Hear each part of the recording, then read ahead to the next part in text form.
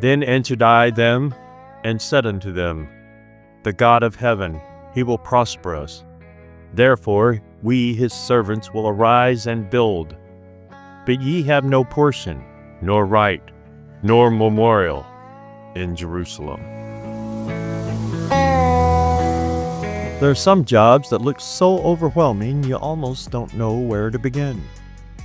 You stand there looking at everything that's broken, and it's tempting to think, what's the point? This is too far gone. I imagine that's something Nehemiah could have felt. The walls of Jerusalem lay in ruins. The gates had been burned. The city that once reflected God's name had become a picture of destruction. Anyone could see what was wrong. Far fewer were willing to do something about it. Nehemiah was. But what I appreciate about this verse is where his confidence comes from. The God of heaven, he will prosper us. It doesn't begin by talking about the size of the workforce or the amount of building materials or the odds of success. He begins with God.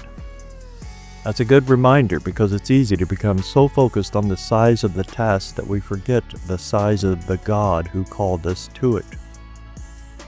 Then Nehemiah says something wonderfully practical. Therefore, we, his servants, will arise and build. Now, folks, I like that. There's no dramatic speech, no complicated strategy laid out in this verse. Just a simple decision. Get up and start building. Sometimes that's exactly what faith looks like.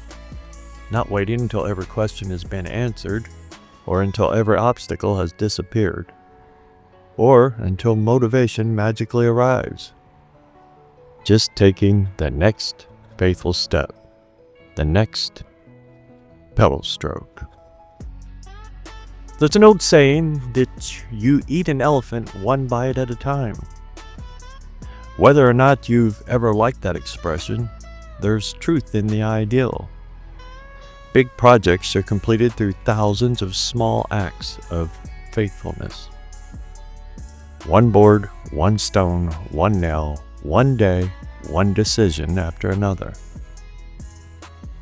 A bicycle ride reminds me of that. You ever looked at a long hill from the bottom? It can seem intimidating. If all you think about is the top, you might convince yourself it's impossible. But bicycles don't reach the top of a hill in one revolution of the pedals. They get there one turn at a time, one steady push, then another, then another. Before long, you're looking back from the top, wondering how far you've come. Following God often works the same way. We tend to ask Him for the entire blueprint, and He often gives us just enough light for the next few steps. Nehemiah understood that rebuilding Jerusalem wasn't going to happen in a single afternoon, but it would never happen at all if nobody was willing to begin. I also notice how he describes the people doing the work. We, his servants, not owners or heroes, but servants. Now that's an important perspective, because ultimately, the work belongs to God. We simply have the privilege of participating in it. Whether that's raising a family, serving a neighbor, encouraging a friend, or sharing the gospel, or even quietly living a life that reflects the character of Yeshua, the Messiah. We're building something that points beyond ourselves, and that's worth remembering on the ordinary days when it feels like your efforts aren't making much difference. Brick by brick, God accomplishes things we often don't recognize until much later. As you go through today, maybe there's an area of your life that feels broken. Maybe it's a relationship. Maybe it's a habit you've been trying to overcome. Maybe it's a responsibility you've been putting off because it seems too big. Take a lesson from Nehemiah. Start with confidence in God. Then arise and build. Don't worry about finishing everything today. Just be faithful with today's work. Because the God who called Nehemiah to rebuild ruined walls is still able to strengthen his servants for the work he places before them today.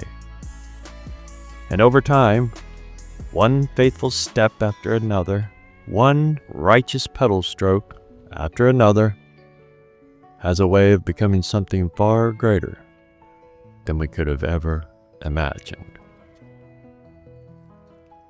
Thank you for joining me here today, my friends, my family, and anyone else out there who might be riding along and listening with us this morning. I hope to see you here again tomorrow morning. And until then, Abba willing, Shalom, Shalom.